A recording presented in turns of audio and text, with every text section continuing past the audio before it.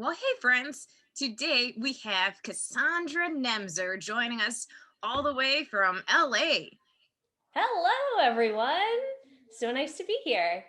Very cool. Very cool. So she is with us today because we are doing, you know what we're doing, kiddos. We're doing magic from books. All right. So, Cassandra, we have a couple of questions for you. Yeah, I'm ready. Did you have a favorite book growing up, or do you have a favorite magic book now? Or what's your take on magic books? So I really love magic books. And the thing is with magic books, there are a lot of different types of magic books. So obviously you're gonna have a lot of magic books that will teach you tricks, which are always really interesting and really fun. And then you'll have magic books that'll teach you the history of magic. And so growing up, I was always really interested in history because it's like stories. It's any of that kind of stuff kind of sparks my imagination and gets my interest. And so one of my favorite magic books is called Spellbound, and it's by John Harrison, and it's about the life of the magician Doug Henning. One of the reasons why I love this book so much is because it talks about Doug Henning and how he got into magic. And one of the cool things about that is Doug Henning got into magic the way a lot of us get into magic.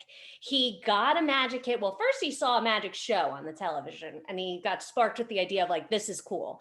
And then he got a magic kit, showed his parents, fooled his parents, and then said, I want to like do this. I want to learn more about magic. And he just started going to his local library and poring over magic books, similar to what you're doing here.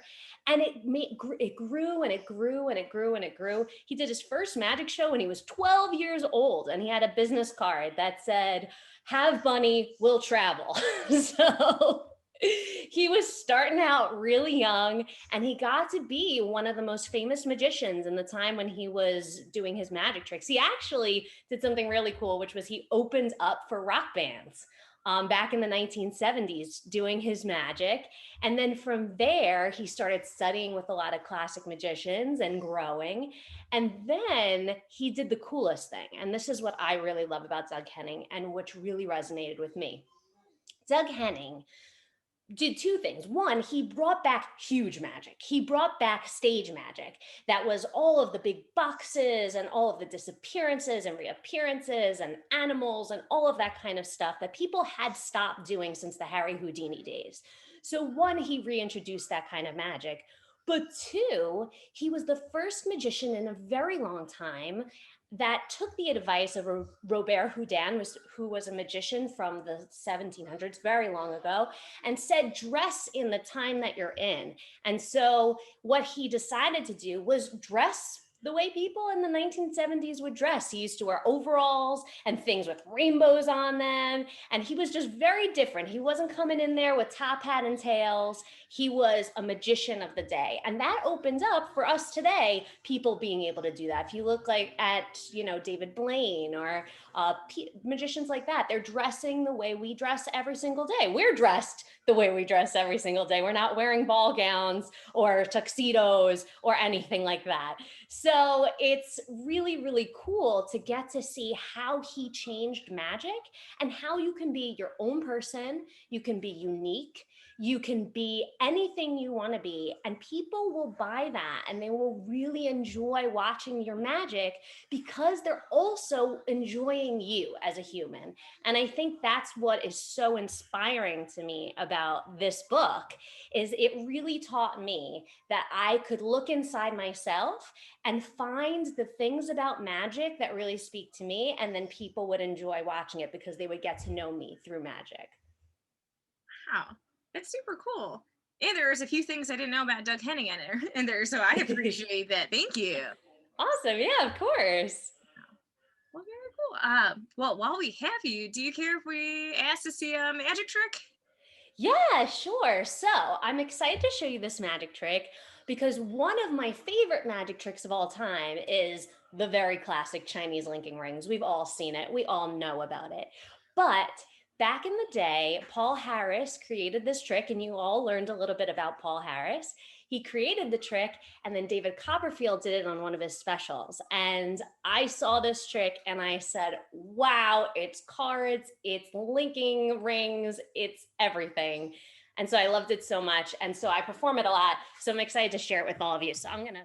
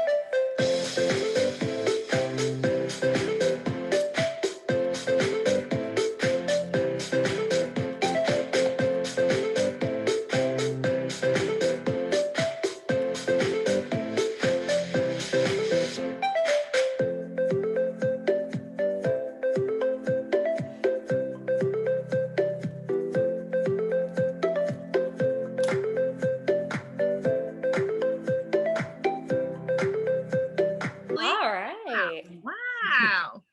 I gotta give you an applause for that. See, kids, I told you, if you read books, you can do cool things. And Cassandra has just provided good evidence of it. That's a treat for me. So thank you.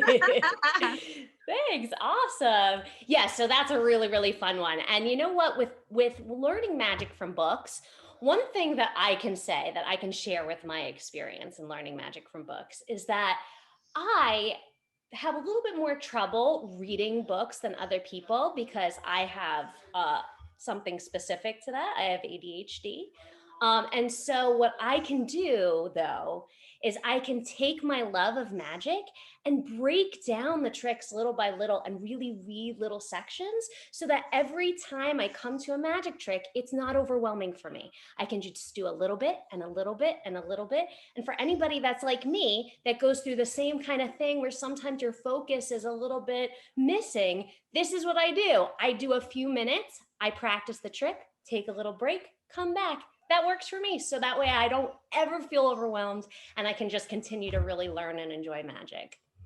Oh my God. Yeah, that's a really great strategy. I'm gonna listen to that as well. Exactly. It gets overwhelming sometimes because I know for me, I get so excited. I'm just like, oh, I really want to learn this thing. And then if I do too much at once, I'll get a little stressed out. So I break it up in little parts so that I don't get too stressed out and then I can just go and enjoy it. Very cool. Well, thank you. Yeah, I was going to ask if you had any tips or suggestions for kiddos, but it sounds like breaking it up in chunks and taking it one step at a time is a really good strategy. Did you have anything else to add, or does that sum it up? No, another thing that I'd say is one of the reasons why I got into magic, and one of the things I really love about magic, like I said, is expression. And I was doing, before I even got into magic, I was performing as a theater performer. And so I loved being able to talk to people, to communicate with people, but oftentimes I was using other people's words, which is okay, and that's great. But I wanted to be more expressive of myself. So magic gave me the tools to tell my own stories. And I think that's something that's really cool. And for some of you will be really something that you'll enjoy is if you find a magic trick that you love, don't just ask yourself, oh, how can I learn it? Ask yourself, how can I learn it and what story can I tell with it? And I know you recently were able to see Joshua J work, and he's a good friend of mine. And he's one of those people who's also really great at telling stories and doing magic with his stories. And so if that's something that interests you, like me, if you love storytelling, if you love social studies and history and English, like all of that work that goes into like writing a script and being able to perform something like that will really also benefit your magic. So if you combine the two, you're going to get something that's even more fun and exciting.